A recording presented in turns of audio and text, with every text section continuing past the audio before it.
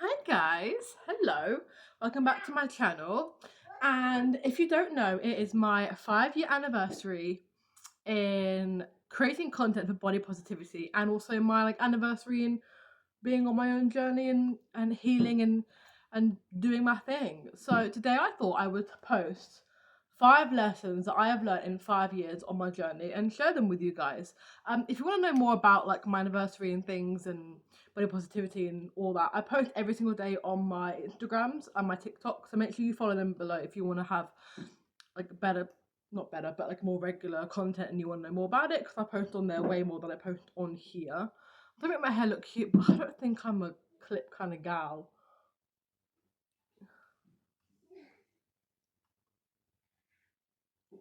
Which is weird because I have my hair back behind my ears anyway, but for some reason it looks weirder with a clip. So in my life, kind of between 17 and now at 25, I've been everything from an 8 to a 16, and where I'm healthiest is a size 10. That's where I feel I look the best. I actually feel the healthiest. Being bigger didn't work out for me. For me, being bigger I felt really bloated. I felt really sluggish. I wasn't motivated to work out. I didn't eat very well, and I just didn't like who I was when I was bigger. And then equally, when I was a size 8, because I didn't eat, I worked out excessively. I was weak. I would faint a lot. I was always starving, and again, at both sides I was miserable. In the middle, I'm happy. I work out when I want to. I eat a really balanced diet. I'll eat loads of crap. I'll eat loads of good food. I feel optimistic. I feel like I've got lots of energy, and I can parent, and I don't faint. So a size 10 for me is the best for my body. You really need to spend your time to figure out what weight is going to be best on your body, because you don't know until I feel like you've tried. Secondly, I work out to make sure that I can be around for my kids and my grandkids for a long time, and so I can play with them and so that I can move around and get around. I don't work out for any other reason. So I do a lot of weight training and I do dancing, but I don't do cardio and I don't go to the gym. I am starting to build my cardio up at home, but you're never going to catch me on a run. This is never going to happen. If I have, just know that I've been replaced by a robot, or I've had some strange epiphany. I need to have 3 meals a day. Sometimes I have 4. In between lunch at 12 and dinner sometimes at 7. I need a meal in between. I can't go that long without food. And a snack just ain't gonna cut it. So I need 3 meals a day. I wake up super hungry. I need 3 meals a day. Sometimes I have 4, especially if I'm on my period. And do you know what? That's okay, because I need to feel mentally and physically strong to parent and work and do what I do. And if I'm hungry, that ain't gonna happen. And also I get hungry. It ain't happening. I need to have 3-4 meals a day. If you can go on 2, that's great. If you go on 3 or 4, whatever works for you is great. But for me, I need 4 most days. On this journey, I've learned a lot about girls and what they need on their periods, and I learned a lot about hormones and things. So when I'm on my period, I eat really intentionally. I eat what is going to be really good for my hormones, and then obviously I eat a lot of comfort foods, because especially on day 1 you need the comfort. I need it. And I like to do no workout while I'm on period, and I like to rest as much as I can, especially on day 1. On day 3, 4, 5 I'm good. I'm pretty much back to me, but day 1 and 2 I need to rest. I need to eat. I need to eat lots, and I try to eat what is going to be really good for my hormones. So I eat a lot of Greek yogurt, I eat a lot of berries, I eat a lot of seeds, I eat a lot of mushrooms and greens, things that I know are going to make me feel better. And then I can go and eat all the chocolate and all the cake and all the goodness that I want to make me feel better too. It's just to have a nice balance. So it's not for a weight thing, it's more just because I know what's going to make me sane during my period. So just to continue that chat, your hormones and your phases, your nervous system and your stress have a lot to do with bloating, your mood and your weight. For women, it's actually harder for us to lose weight than men, because we have irregular and dysfunctional nervous systems, and because we carry so much stress. I'm not saying men don't have these things. Obviously they can't always have their nervous system calm, because they are dads and they stress and they work and whatever, and obviously they do have a lot of stress and they have these things. But biologically it's been proven that women find it more difficult for men to lose weight than women due to our irregular. But yeah, we actually find it harder to lose weight due to our irregular nervous system because we hold so much. So it actually makes it harder. And also, obviously, there are things about your hormones and your luteal phase and all your different phases that are going to make your body look different. Bloating, what you eat, how much you exercise, your mental health. So it is so normal for your body to fluctuate every single month because you go through different phases, because you might be more stressed that month or you might be less stressed because you might have learned how to regulate the nervous system or not. Your weight often depends on not just food and drinking and exercise, but outside sources. And I just wish I knew that when I was younger. And I just wish I knew how to regulate my nervous system and how to um, just be like more intentional with my thoughts. Something I also wish I knew was that the fact that that belly pouch that you're trying to get rid of, that you hate or that you wish you could just like slice off, there were so many times where I wish I could just get a knife and just like slice it off so it's nice and flat. But it turns out you need it. Okay, you need that lower belly pouch. It is protecting your organs, it is protecting your uterus, and it can be much harder for you to get rid of or lose once you become a mum, because your body has changed and your uterus has moved and all the organs have moved because you had a baby, and it's like it's getting ready for you to have another one. If you want to have another one, you know, you need it. It's there, it's safe, it's good. And I really wish we could change the narrative around the lower belly pouch, and I really wish we could like change our minds on how we think about it. Like, now I know we need it. I'm so grateful because I know it gave me two incredibly healthy babies, and I know it's protecting my uterus, and I know it's protecting my organs, and I know that it has a function and a job, and I know that it's not just that I'm doing something wrong, you know what I mean, or that I'm unattractive. Or I mean, I think it's quite cute, and I quite like my little bump down there. So, yes, it's actually very important. Do not try to get rid of it. And a lesson I've learned about women in general on this journey is the fact that we actually have the ability to like, love, and accept our body, but due to external factors like celebrity culture, social media, beauty standards, magazines, AI, Photoshop, and Ozempic, due to these factors, we are constantly at war and at battle with beauty standards to change them and to love ourselves. And I do often question, is it a war we will ever win? Is it a war we can ever overcome? Because the progress being made in the world of social medias, celebrities, movies, TV, all these things, it's really slow progress, and it does feel a little bit stagnant / dormant at the moment. So I honestly feel like if, as women, we could only see real bodies, stretch marks, no AI, no Photoshop, and people in movies representing us, and girls weren't mean about it at school, and boys weren't derogative,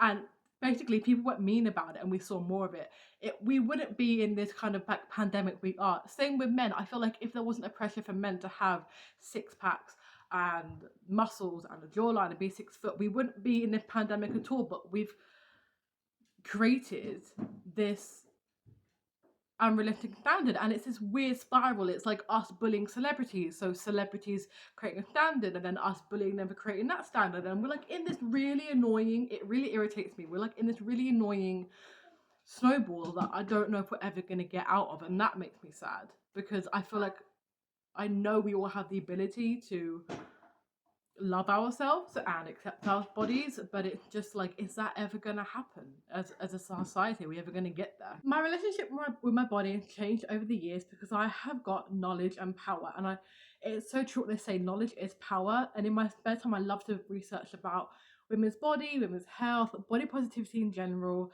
and I just wish that we taught younger girls about more things about our body, because then they wouldn't struggle as much as they did. And I know I wouldn't struggle as much as I did. I know what foods I should eat that are going to help my hormones and gut that aren't the same foods that men need. And I know so many mental tricks. I know how to regulate my nervous system. I know what to do when I get into a spiral. Like, I know what language to use around food, and I know when to work out and when not to work out, and how to work out for a woman, and That's how my relationship with my body has changed, because I've learned, I've done the research, and I feel like a lot of it is just learning as you get older.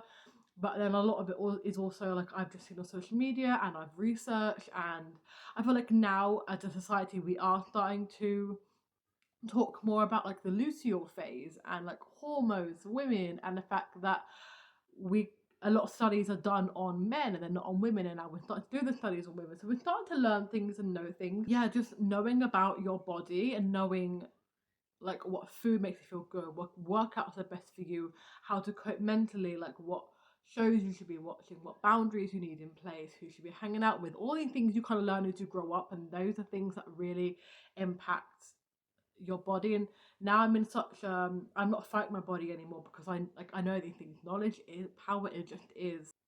It's also listening to your body. Like your body will tell you when it's craving something because it needs that thing in your body, or if you're tired and you need rest and rest. And when you get ill, it means you've been doing too much to slow down, you've not looked after yourself. That's why your body's ill, because it can't keep going at the pace you're going.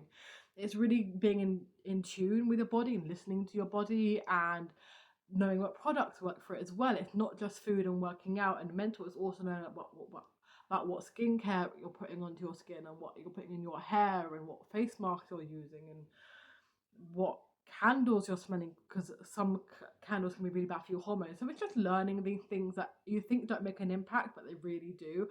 So like that's how my relationship has changed my body.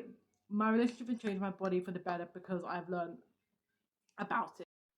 So I thought I would like level up my game on my content and buy some cute microphones for the sound. And I mean, like, they're pink, they're on brand, they're tiny, they're so cute. They're from Amazon. And I thought they'd be like the perfect thing, my content. But my phone, I've just found out, does not support the use of microphones. So that was a waste of money until I can get a new camera or get my camera fixed. This was a complete waste of money. You probably noticed that I'm wearing a different outfit and I look entirely different.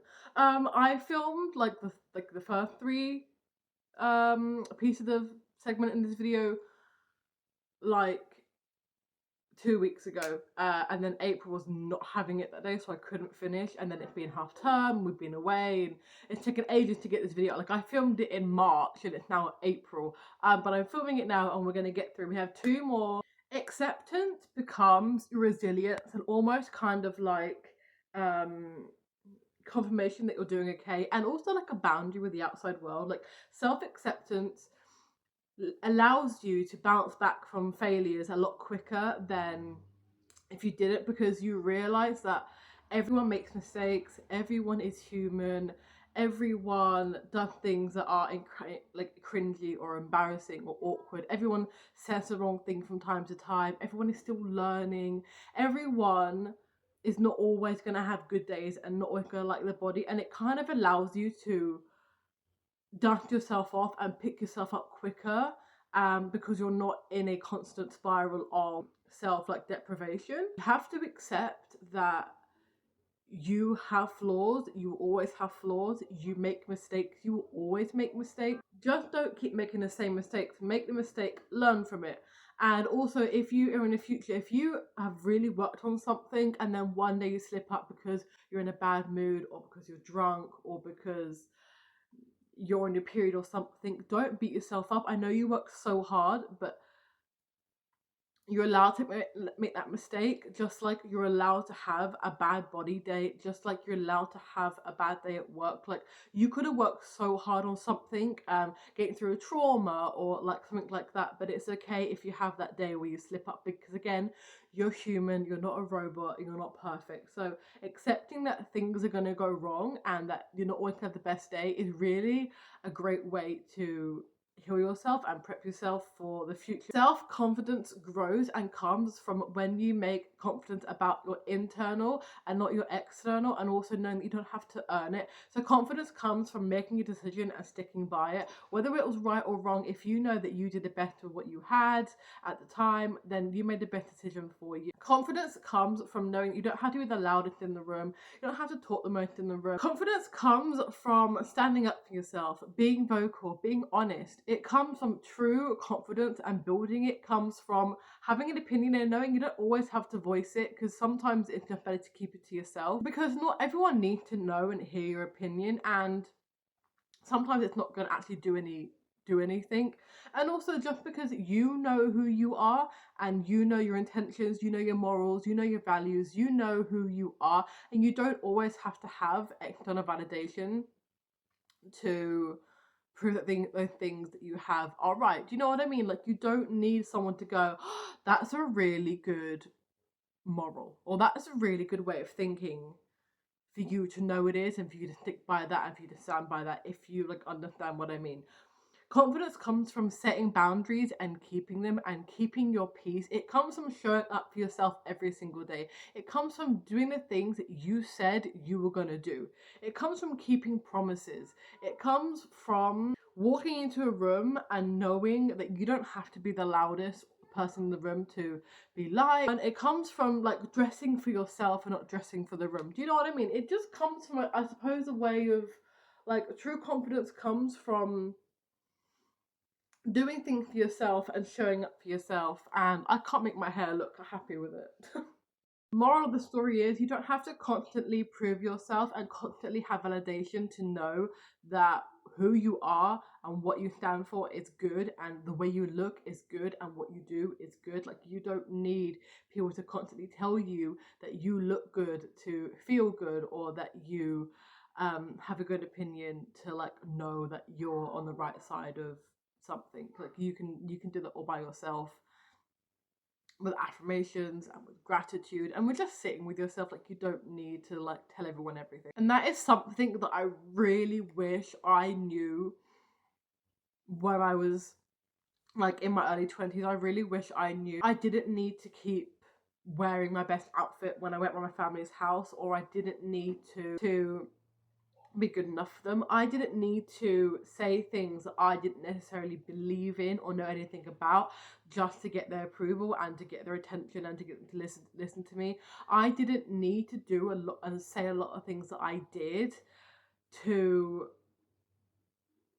be someone that they would want to hang out with. And a lot of the times when you do that, when you're so far removed from your character, it often bites you in the ass, and it often does the opposite of what you're hoping. And I just need you to know that you don't have to, like, when you go to your family events especially, don't be the loudest. You don't have to drink, you don't have to get involved in the games. If you just want to sit quiet in the corner, that's absolutely fine. If they're talking about something that you don't agree with or that you don't know much about, you don't have to join the conversation. You can walk away. Yeah, I guess that's something that I really struggle with. Like, I wanted to be so accepted and so like seen, that I just did and said things that aren't my character and aren't me and aren't what I believe in and aren't what like that I just never would normally say, because I was trying so hard to fit in or get the attention or just be someone that they saw as an equal, you know, that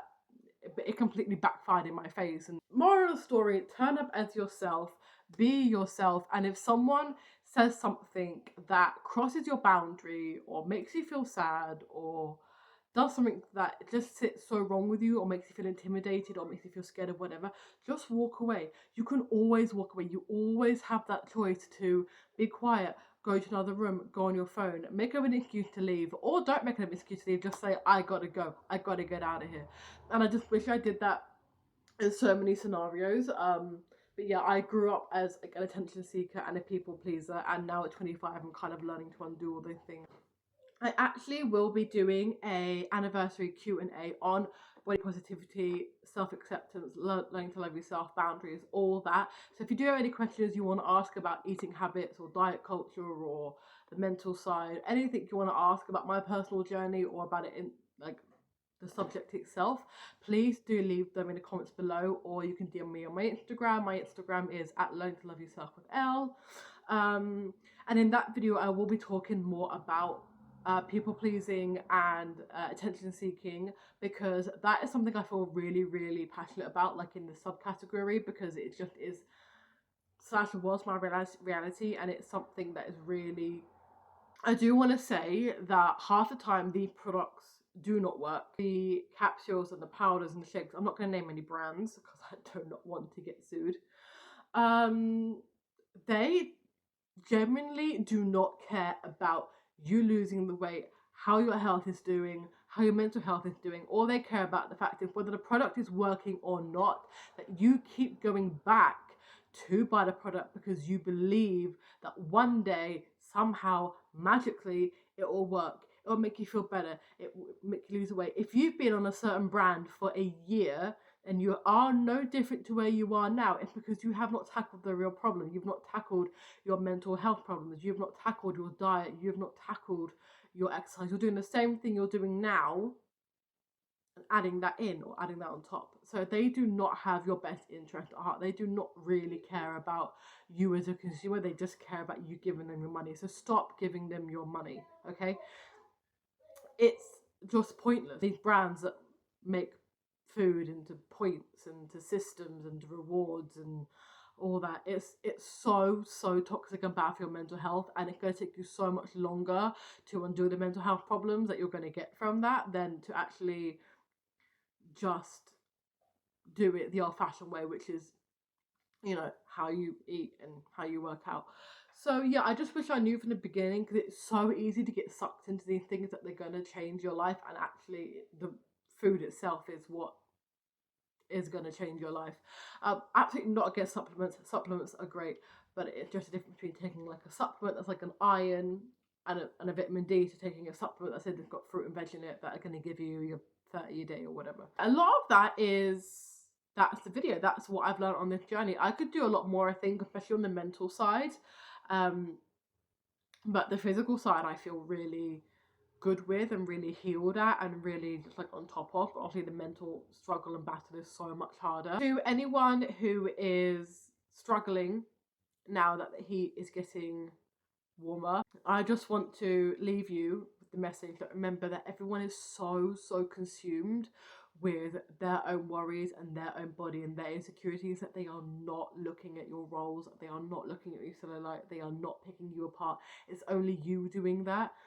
So you do not need to go to the gym. You do not need to summer shred. Your body is summer ready. You just need to gain the confidence, practice the self-love, and get some outfits that are going to make you look like the baddie you are. Okay, thank you so much for watching. I really hope that you took something from this and that something resonated with you or something could help you. Let me know if you did take anything away from this, what you took away, what you found helpful. Please let me know. I'd love to know so I can keep doing like the best I can for you guys. And also make sure to check out my other videos. I've done so much content on body positivity and I will keep making loads of content. So if you like body positivity content and learning to love yourself content, please make sure to like, comment and subscribe, and I will see you guys again very soon. Bye.